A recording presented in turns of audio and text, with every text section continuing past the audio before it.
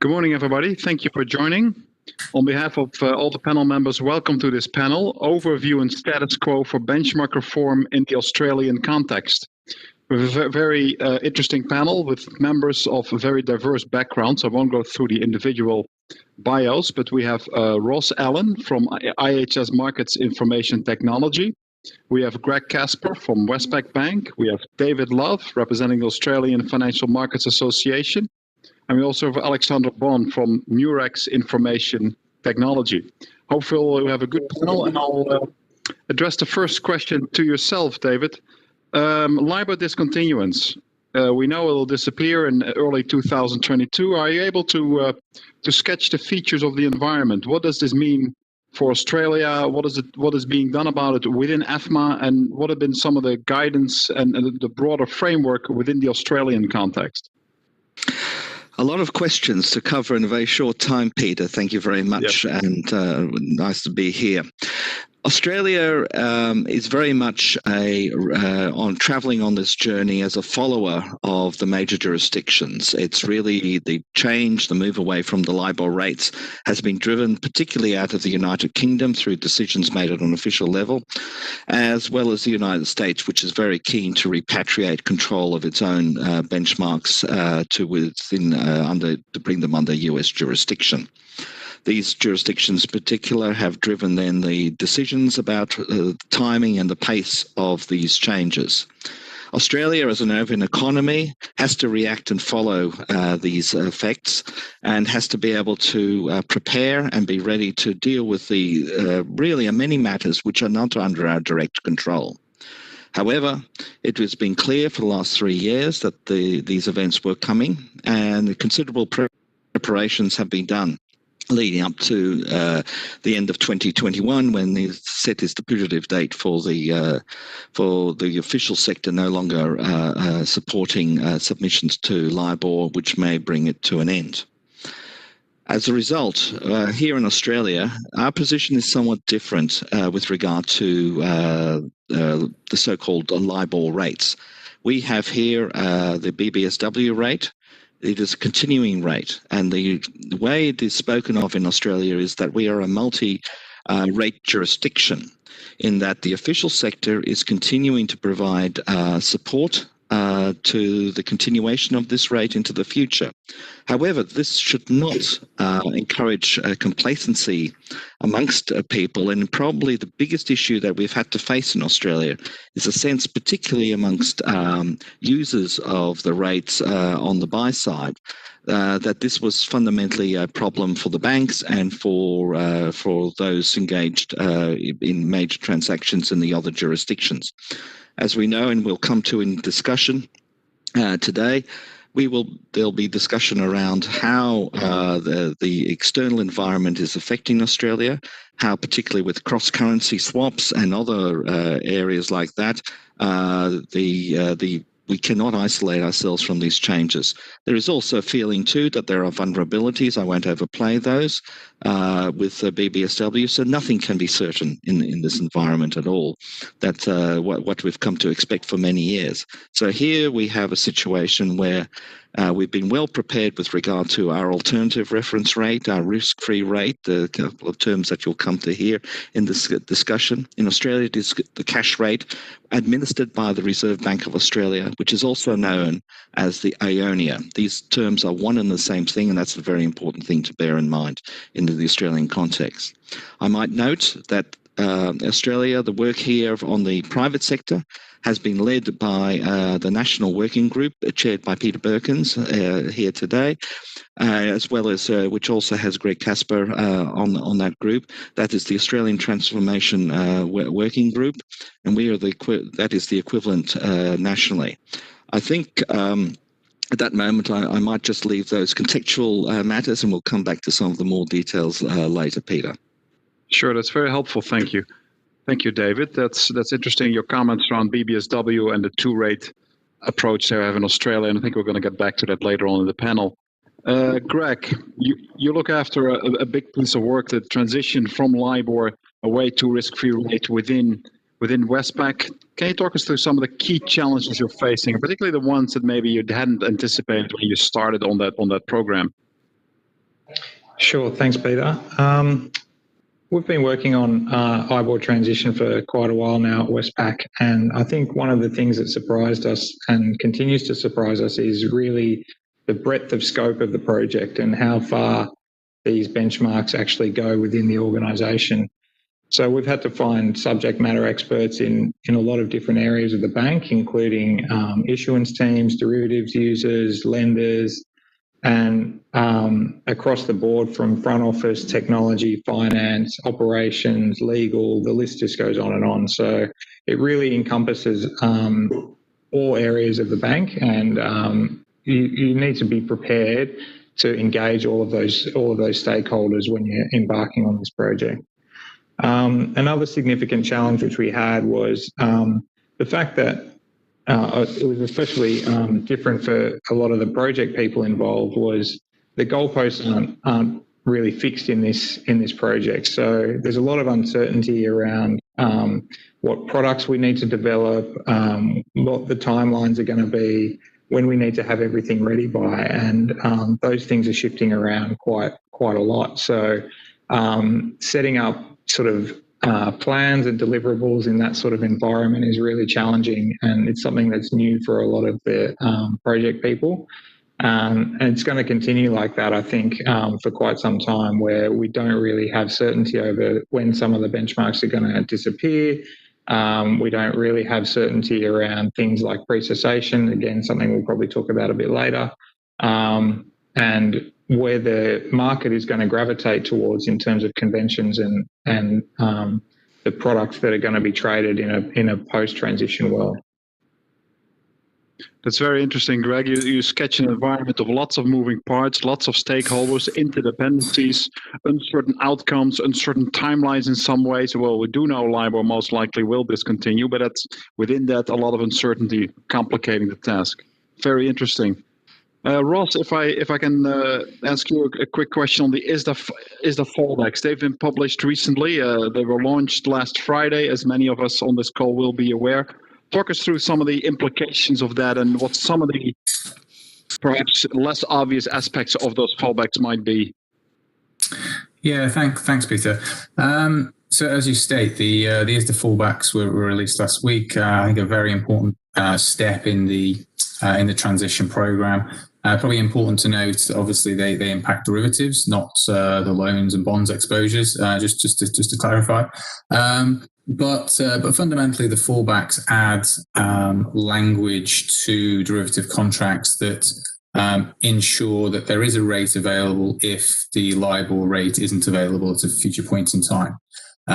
So it's an important protocol to put in place to essentially provide a safety net, which I think is how ISDA have kind of referenced it, if the Libor rates aren't available at a future point in time. So I think for me, the kind of important piece here is it's a framework that's been developed. It's obviously a global framework, and it's something that the industry can rely upon as that safety net to ensure that they have something in place if the Libor rate isn't available. Now, that's not to say that you shouldn't be more proactive in thinking about how you transition from your existing exposures to risk-free rate-based exposures, for example. But that safety net does exist, and it gives you maybe a little bit of comfort that you've got that fallback in place. I think when considering kind of how it affects the banks, obviously, we really are seeing now the banks outreaching and educating their clients and their users around the transition for different types of products and dealing with some of the operational and execution challenges of the redocumentation, which I know is going to be covered in a little bit more detail on tomorrow's panel.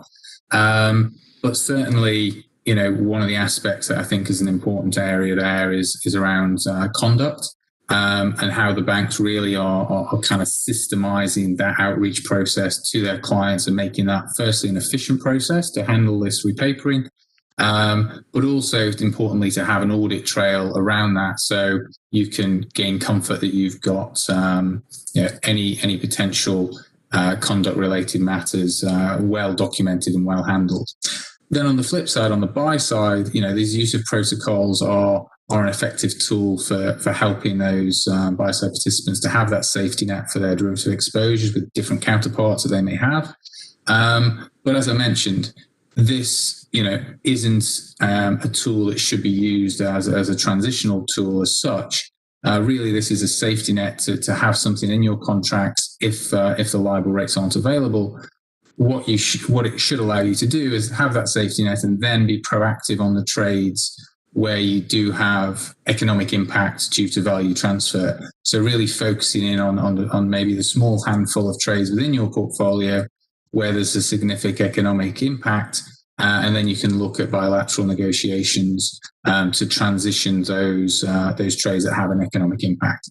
So that's maybe a slight kind of nuance on how to think about the fallbacks, but certainly for me, it's a starting point that allows those buy-side participants to kind of source additional kind of advice, data, to be able to help them with that transition for the key trades where they have value transfer impact or economic impact. That's a very interesting point. Well, so if I could just have as a follow-up, are you able to sort of sketch which types of contracts might have that value transfer issue? Yeah, look, I think, certainly as you get into the longer dated swaps, you're going to see much more potential for value transfer. I think we're going to talk a little bit later around valuations in the panel. But certainly, if you look at the fundamental difference between an IBOR and a risk-free rate, they're clearly quite different. And the spread between the LIBOR rate and the risk-free rate is not static, it's dynamic, it changes over time. So even if you can assess your portfolio today, you may see a difference. But you've really got to monitor that over time to make sure that you're making good decisions around the transition, but also the timing of transition in certain trades will be important to that kind of economic impact. So I think we'll touch on that a little bit later, but those longer dated trades, obviously there's a little bit more kind of risk there. Very interesting. Thank you, Rob. Alex, Murex Financial Technology. Talk us through some of the financial technology adoption strategies that you've witnessed on the buy side amongst your clients, and are you able to sort of sketch perhaps a difference between the preparedness across various regions as well as you look at your portfolio of clients in the regions and beyond that, and some of the challenges they may face? All right. Thanks, Peter. I'll touch maybe a bit more broadly of sell side and buy side, because we have a fairly large sell side client base in Asia. But so there are obviously common themes across the regions, like a significant exposure to US dollar LIBOR across all market participants. And I think also all the key issues that Greg just highlighted are common to most institutions in the region. Now, there are obviously differences between firms and regions, and as well between types of firms. Wherever we go, we see the sell side and the larger banks to be more advanced in their preparation than the buy side and obviously corporate treasuries. And so differences, yes, be it in terms both of levels of preparation, but also in terms of key focus areas. If I go back and in the region, I think the larger firms in Australia and in Japan on the sell side have probably been the one leading the way in that transition process for the region. And from what we can see, our clients in Australia and from other G7 countries have quite similar approaches and concerns. For instance, there's been a lot of focus on the recent CCP big bang discounting switch, which was probably less of a concern with Asian banks in general. Also, we've seen Australian firms bring up questions around valuation on non-linear positions on RFR indices and question around transition of those complex derivatives, more or less around the same time as their European counterparts. So we see more the similarities there. And then I think outside in Asia, we also have places like Singapore and Thailand, where the local major benchmark will be discontinued together with US dollar LIBOR. And that's because these synthetic FX implied indices are actually derived from that benchmark. So when you kill US dollar LIBOR, you kill those indices. And so obviously there, the priority is on developing a market for these, for their new alternative rates, and on managing the fallback mechanisms for their legacy benchmarks, which gets actually quite complex when you get into details. Overall, I think Aussie firms are in a more comfortable position. BBSW is not going away so soon. Aonia is an established index with a well-developed market, which helps a lot. It's a very different situation in Hong Kong, for instance, which is another multi-rate jurisdiction, but it's struggling really with the adoption of their new Honia rate, for instance. There's also a jurisdiction where, to pick on the point that David hinted at, where the understanding of what's going to be the new norm in terms of convention for cross-currency basis swap is clearly not as advanced as we are seeing now in Australia or Japan, which face a similar problem, but where I think the maturity of the reflection is higher. So finally, I think we can say that across the region there are, I mean, at least from our perspective on the system side, and if you focus on derivatives, there are two main common challenges for everyone. The first is the adoption of the new RFRs. We need to create new products referencing these indices and build this market in very little time. So there's one issue there that I see that market participants lately have been very creative. We see a multiplication of conventions and product variations.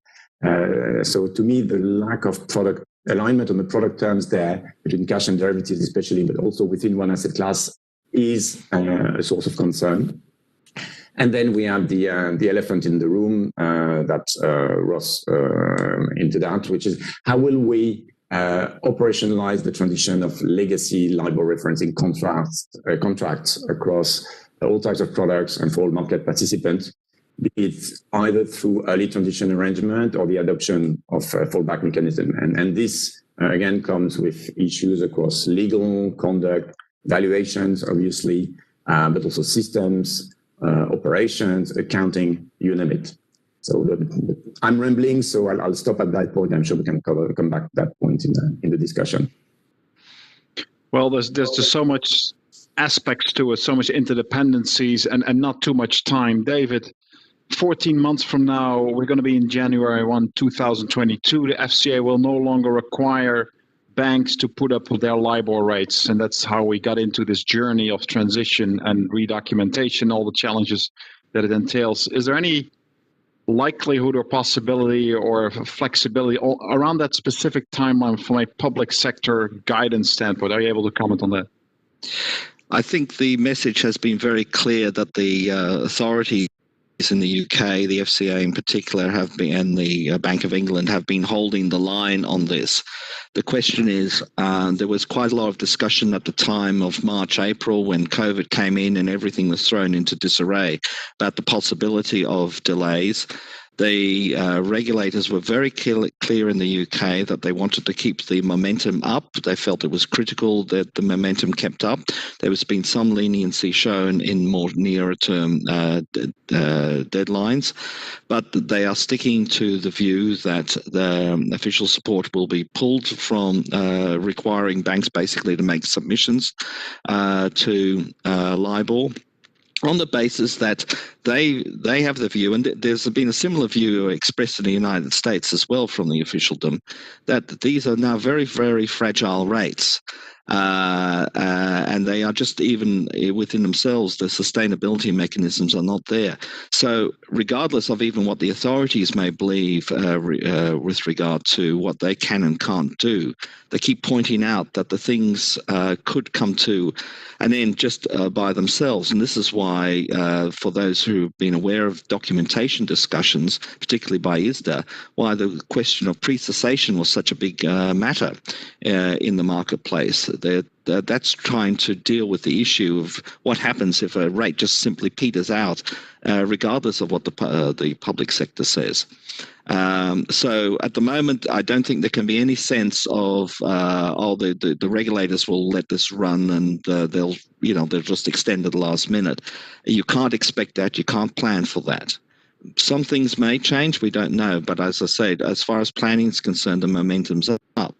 Again, in Australia, we have a different situation where we're not under those sort of deadlines. But again, because we are dealing basically with an open market where particularly we have to a lot of the cross-currency swaps and the issues that Alexandre and Ross have been pointing out with regard to the valuation issues when you're trying to deal arbitrage between a term rate with credit risk in it, and these risk-free rates. All those questions sort of come up and can't be sort of ignored. They need to operationalize this. So I wouldn't suggest to anybody that they think that they might be saved by the regulators at the last moment. Who knows what will happen in 12 months' time, though. Very interesting. Thank you for sharing that, David. Obviously, when COVID hit first, I thought it was interesting to see how you saw a Libor rate really disconnecting from the official rates, if you will, really emphasizing this point that there is that difference between the path of official rates and risk-free rates versus Libor rates. And certainly from the regulatory publications that were out there, emphasizing the point that it illustrates the attraction, if you will, of not being exposed to bank credit risk, because the rates remained quite high for some time, even though official rates had been cut. Alex, the transition timeline we just talked about, but there's also this discussion around the FCA making an announcement, maybe as early as later this year, in effect calling time on Libor, telling people, yes, Libor will discontinue at a certain time in January, definitively stating the end of some or all Libors. What's the latest on that, and what's the importance of any such announcement, and will it be made across all the jurisdictions? Yeah, thanks, Peter. Well, the latest is that I think there is almost certainty now that the FCA is going to make such an announcement. And when the FCA makes an announcement about either Libor cessation or the non-representativeness of the Libor, this is going to be a pivotal event in this transition, as it will bring that much needed certainty to the market. So first of all, it's going to confirm that the cessation is happening, and will give us all a date to work with. So there are still market participants out there who are stuck at the denial step of the 7 stages of grief of losing Libor. I think this should help them move on. But then from a certainty point of view, it's also really helped because it will immediately crystallize the adjustment spread that is going to be applied in this ISDA fallback mechanism due to the way it's going to be computed. So from then on, there is really no reason to keep trading new Libor instruments, because entering a new Libor swap would just give you a SOFR instrument, for instance. But because of the fallback technicalities, that trade can at times be slightly misaligned with what you would have with entering a new SOFR instruments instead of going through the fallbacks. So that's a little bit annoying from a hedging perspective. So you better ditch Libor altogether then. From a valuation point of view for these Libor positions, this also means that your revaluation curves become a kind of a dual regime curve, with Libor instruments on the short end, SOFR instruments on the long end, and with a kind of sudden jump or a little cliff effect at that future trigger date. And modeling this neatly requires a bit of work, especially around the question of risk projections. Now, you can tell me that today, this transitioning effect is actually already largely priced in market quotes, but it's kind of smoothed out over a period of a few months, and the spread also is quoted within a range of likely values. So at the time of the announcement, we'll likely see this collapse into this jump, and then it will gradually fade out over time. Now, what I think is the big remaining question is which Libor currencies and tenors will be impacted by such an announcement. One likely scenario is going to be that they'll announce it for the least liquid tenors of the GBP Libor, because the market is relatively ready there. Maybe some US dollar Libor as well, nobody knows. And now a partial announcement would let the market transition by blocks and avoid a big bang kind of transition. But it also will create a lot of additional operational and technical challenges, especially around the implementation and management of fallbacks, with a lot of complexity for systems. So I hope that we can avoid really a multi-step tenor by tenor transition and slow agonizing death of Libor.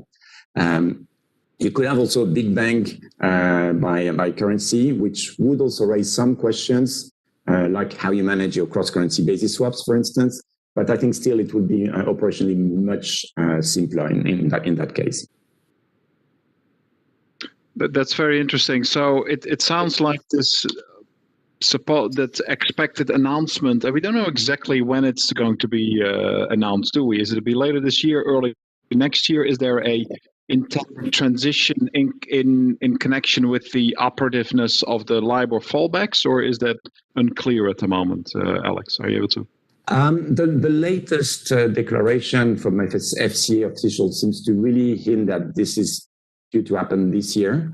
So there was a bit of speculation early on whether or not they will wait for the end of the ISDA fallback adoption period before making such an announcement. But I mean, they made some declaration, and it really seems that it's going to happen in December or even late November. But I think December is probably the most likely case. But the scope of what is going to be impacted is really the question. Ross, you mentioned earlier in the context of the ISDA fallbacks and some of the valuation issues, you concur with Alex's view into some of the risks and some of the changes of the transition and the valuation that such an announcement might actually entail? Yeah. I think the points that David and Alex made are very valid around both the timeline and the valuation impact. I think, what I always fall back to when thinking about this and trying to kind of simplify the problem, if you like, is, clearly the fundamental difference between your IBOR rate and your risk-free rate, and, the dynamic spread between the two. And then looking at the market volatility that we've experienced in the last 12 months, you see such a disparate kind of performance of those underlying reference rates that, as a prudent measure, you've really got to be assessing different scenarios for your transition for different parts of your portfolio, and really looking at, what would be the valuation impact of using the fallbacks, what would be the valuation impact of transitioning at a particular point in time. So I would certainly be encouraging, particularly participants on the buy side, to be really understanding what this means for their portfolio. And for maybe a large percentage of their portfolio, maybe there's a relatively small valuation impact or value transfer impact. But for certain parts of their portfolio, for certain trades, it could be material.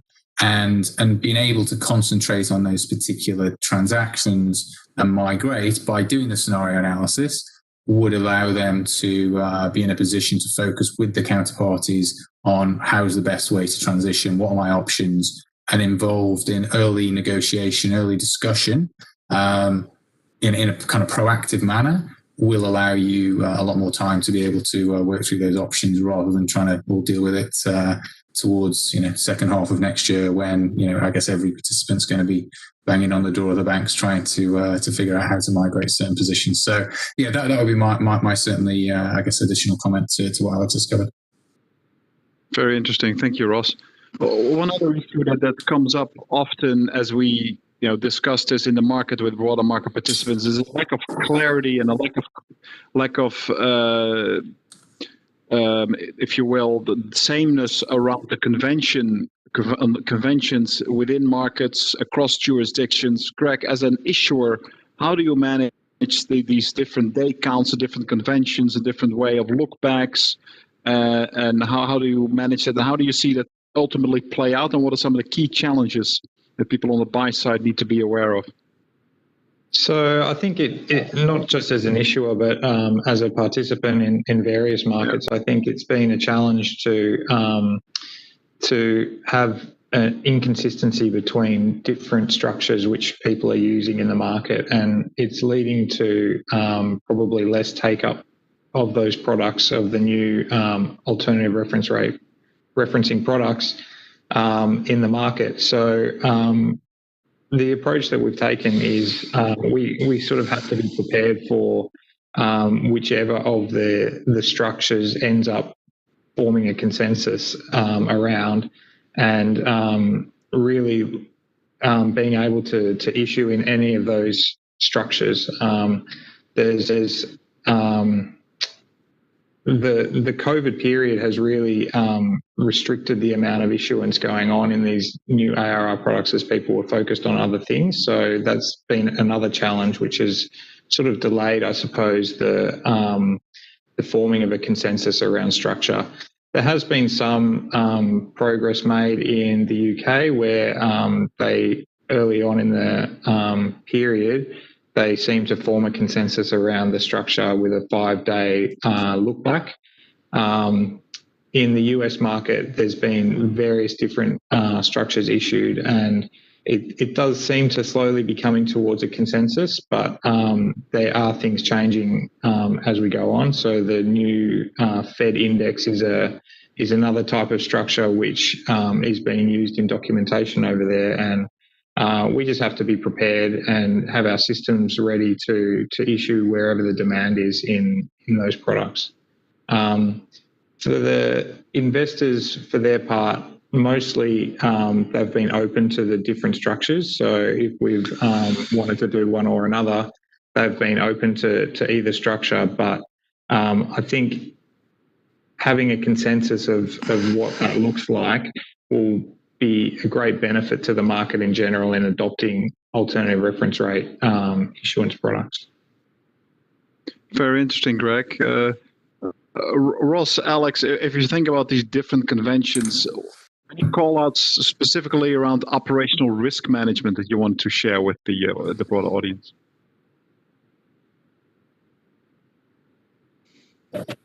Well, I'd really concur with what Greg explained. The first challenge is indeed going to be it's going to impact the complexity that brings kind of slowing down adoption. And I think indeed the amount of variation that we are seeing now in variation of contract terms is a little bit mind-boggling, especially in SOFA.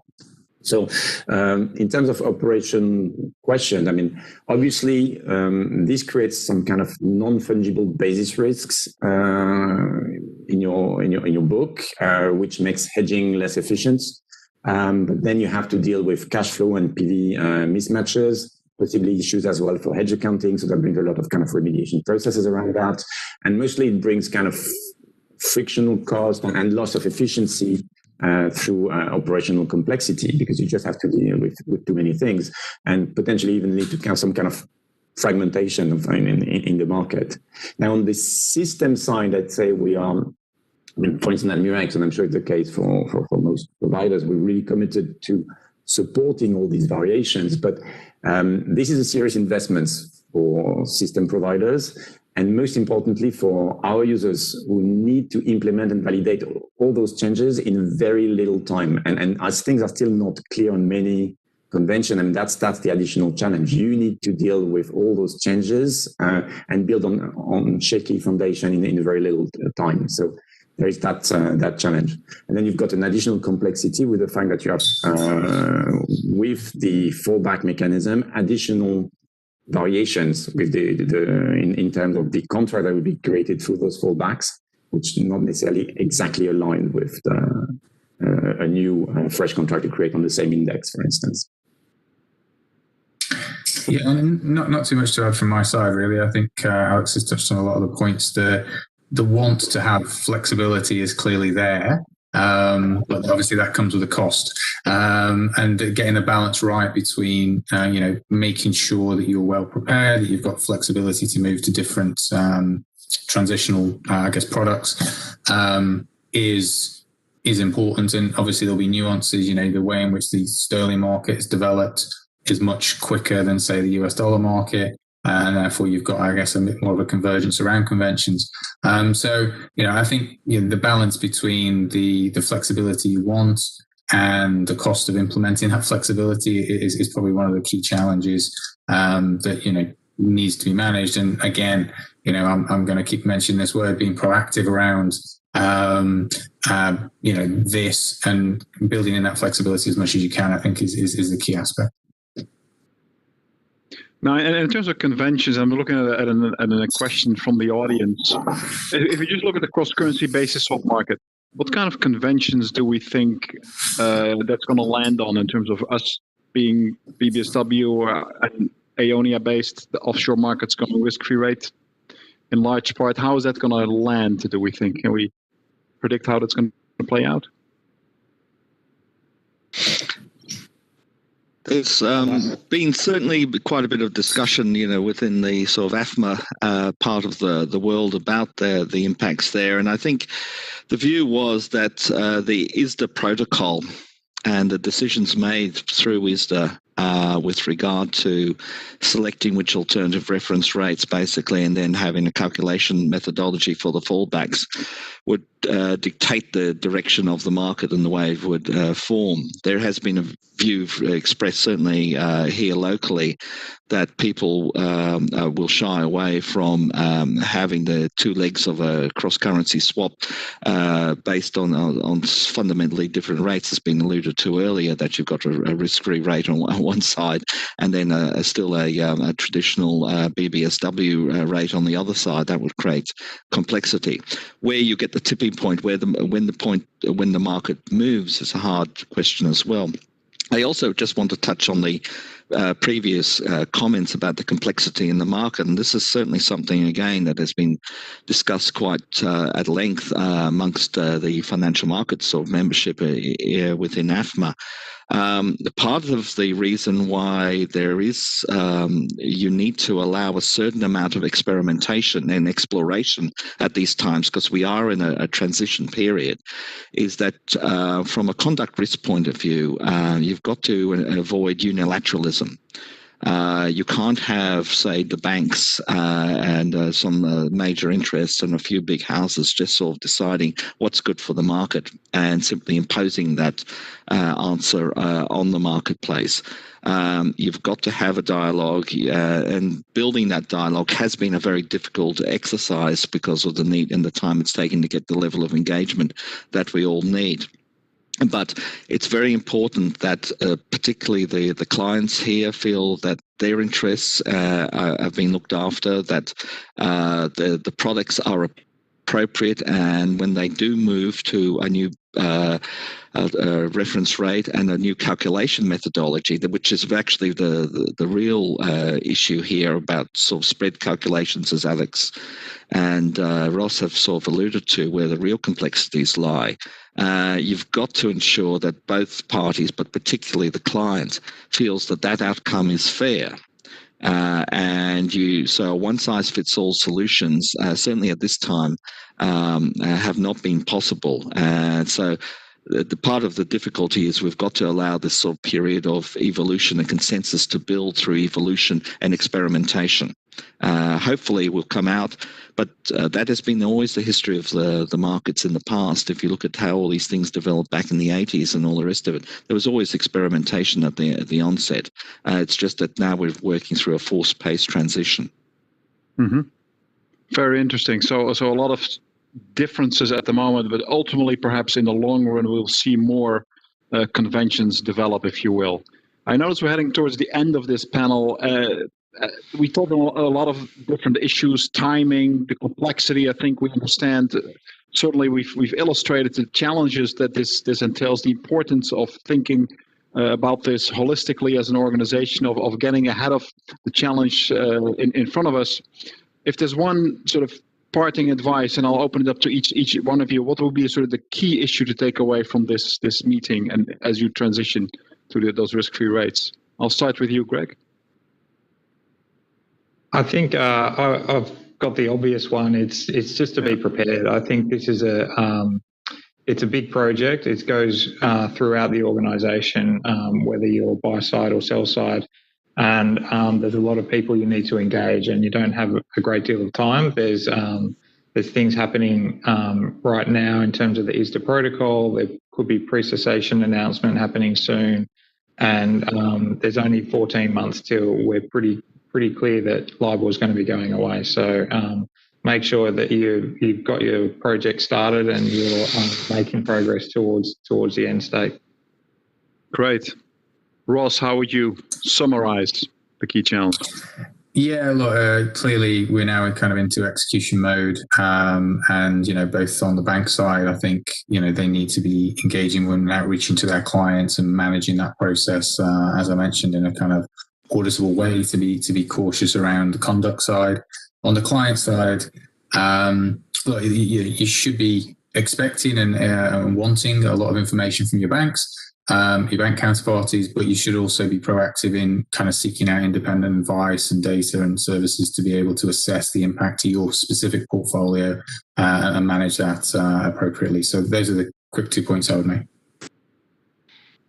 Alex, how would you summarize it? Yeah, I would really echo the points that Greg and Ross just made. I mean, we've had about 3 years to prepare for this. Now we think the piece of the puzzle are falling into place. The picture is getting clearer. So I think it really is time to move from the planning to the execution phase. One piece of advice I would give is please don't underestimate the complexity of the tasks ahead.